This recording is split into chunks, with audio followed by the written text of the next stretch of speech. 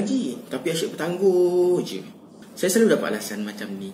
Saya akan tanya semula, betul ke tuan-puan betul-betul nak belajar mengaji ni? Atau sebenarnya sekadar nak je, tak betul-betul nak pun? Ada beza ke Ustaz? Mestilah ada beza. Sebenarnya, apabila kita belajar ni, kita sedang bantu diri sendiri. Orang yang paling besar dapat manfaat apabila pandai mengaji ni adalah diri sendiri. Saya dan tim hanya boleh bantu sahaja. Apabila tuan-puan pandai mengaji, tuan-puan yang paling besar dapat manfaat. Jadi, saya nak tanya tuan-puan semula, betul ke nak belajar mengaji? Ataupun sekadar nak je? Kalau boleh dapat pun okey, kalau tak pandai pun still okey. Jadi, jawapan pada soalan ni diri sendiri saja yang boleh jawab. Sedih saya orang mengata tak kerti mengaji. Ini cerita Kak Siti dari Pasir Gudang. Kak Siti ni, dia ucapkan terima kasih pada tim Cili Al-Quran sebab hasilkan kit mengaji yang bolehkan beliau belajar sendiri dari rumah. Sebelum ni, Kak Siti ada masalah tak kenal huruf. Dulu, masa kecil ingatlah. Sekarang, dah banyak sangat yang Kak Siti dah lupa. Beliau ambil inisiatif untuk belajar semula dari awal. Dulu mengaji main ikut je ustazah baca. Ustazah baca, Kak Siti ikut. Sampailah habis mukadam tu. Bukan tak pernah Kak Siti pergi belajar. Kak Siti pernah cuba pergi belajar dekat surau, tapi orang mengata Kak Siti sebab tak pandai mengaji. Kak Siti pun jadi rasa malu lah. Daripada biarkan orang mengata Kak Siti terus tak datang-datang lagi kat surau. Kesian kan Kak Siti ni. Jadi beliau ambillah keputusan berhenti belajar dekat surau. Kemudian beliau belajar gunakan kit mengaji daripada Cili Al-Quran. Jadi alhamdulillah selepas beberapa ketika beliau belajar, beliau sekarang dah boleh mula kenal huruf dan sekarang ni tengah belajar gunakan panduan celik tajwid. Sama-sama kita doakan Kak Siti akan mahir mengaji ya, insya-Allah. Dia menggunakan teknik-teknik yang boleh mudah untuk kita ingat.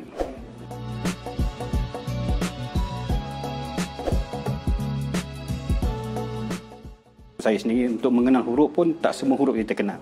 Cuma ada beberapa huruf dia tak boleh dikatakan tidak 100% huruf dia kenal. Ya, sebelum ni saya rasa hampir 3 ke 4 tempat saya telah pergi dan belajar. Walaupun tempat belajar ini percuma, walau jauh saya pergi, tapi tidak boleh, teknik itu boleh dikatakan teknik yang tidak boleh, orang yang seperti saya tidak boleh mudah mengingati huruf-huruf.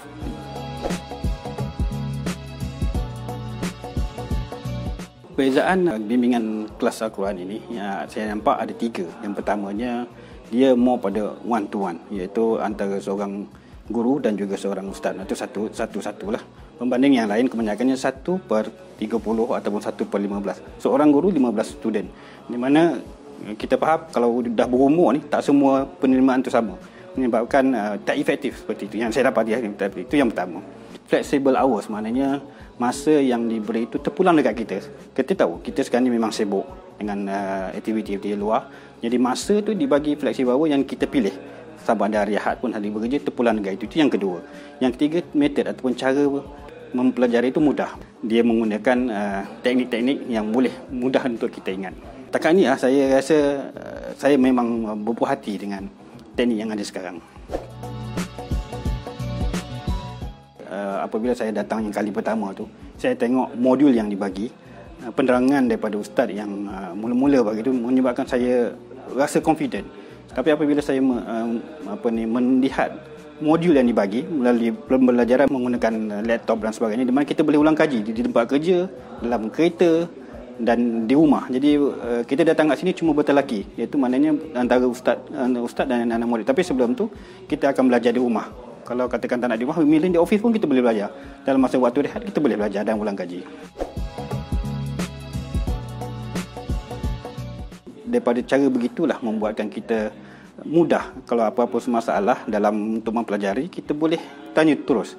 Berbanding kalau ramai-ramai mungkin kita segan nak bertanya. Kemudian orang lain kalau kita tanya, orang kata ini pun tak tahu mana benda tu benda-benda mudah. Jadi menyebabkan kita malas nak bertanya. Minta maaf berbanding yang sebelum ni yang kita kadang-kadang kita sampai 6 bulan masih lagi mengenal huruf tu tak dalam ni. Kita tak ingat sepenuhnya. Berbanding dengan one to one ni, maknanya kita mudah. Maknanya kalau kita tak faham, kita terus tak faham. Kalau banding dulu mungkin kita tak faham tapi orang lain faham, kita pun diam. Jadi berterusan kepahaman kita tu tak dapat, dan akhirnya kita masih lagi tidak boleh menguasai Al-Quran itu sendiri. Sekarang ni lebih kurang 4 ke 5 bulan, dan sekarang saya dah boleh katakan membaca daripada mengenal huruf.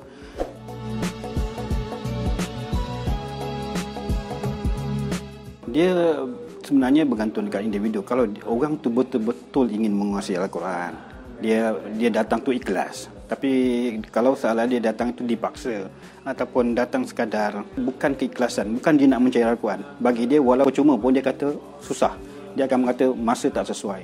Dia akan mengata bagai-bagai alasan. Tetapi kalau dia ikhlas, dia betul-betul nak cari Al-Quran, walau ke mana sekalipun, walau berapa harga sekalipun, walau masa macam mana sibuk sekalipun, dia akan cari. InsyaAllah dia akan boleh.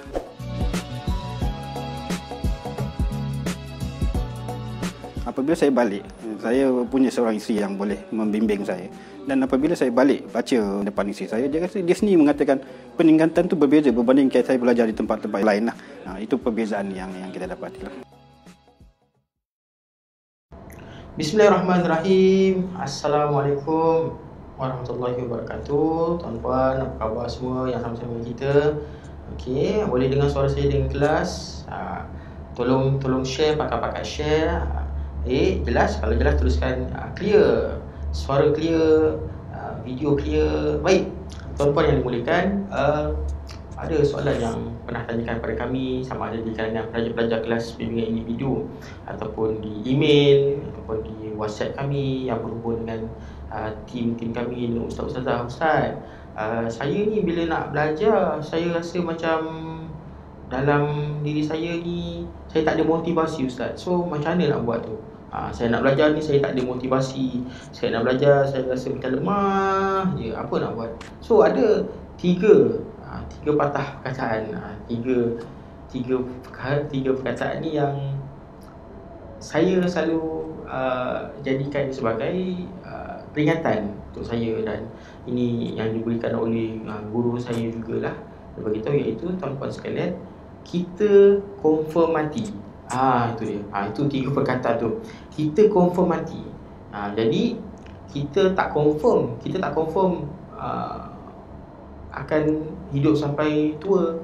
Kita tak confirm kaya, kita tak confirm miskin, kita tak confirm ada anak, kita tak confirm ada sekian-sekian apa-apa kan. Tapi kita confirm mati, tuan-puan.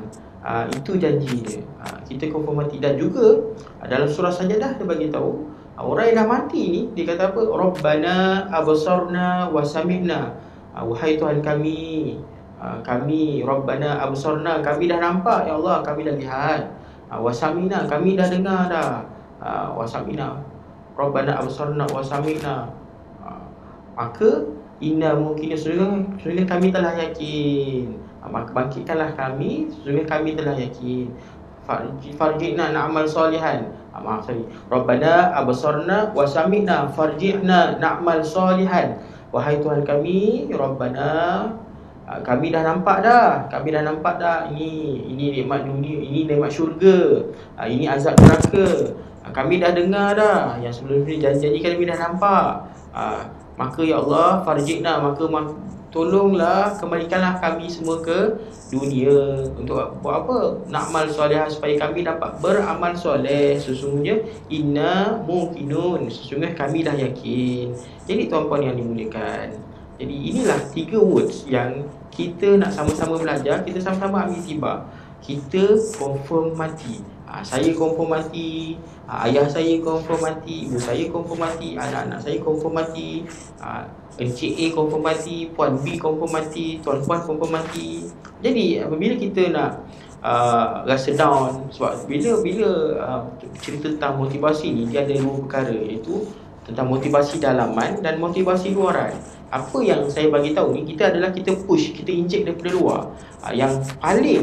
Yang paling datangkan impact sebenarnya adalah motivasi dari dalam diri kita sendiri. Kita sendiri yang nak bermula, kita sendiri yang nak belajar. Contoh kalau pelajar-pelajar kita yang gunakan modul kita cikgu huruf, dia cikgu huruf ataupun cikgu tajwid, dia akan mula dengan cikgu huruf. Jadi macam, ya Allah, nak start belajar kenal huruf ni macam mana ni, nak kena kenal gambar-gambar semua ni, dan it takes time.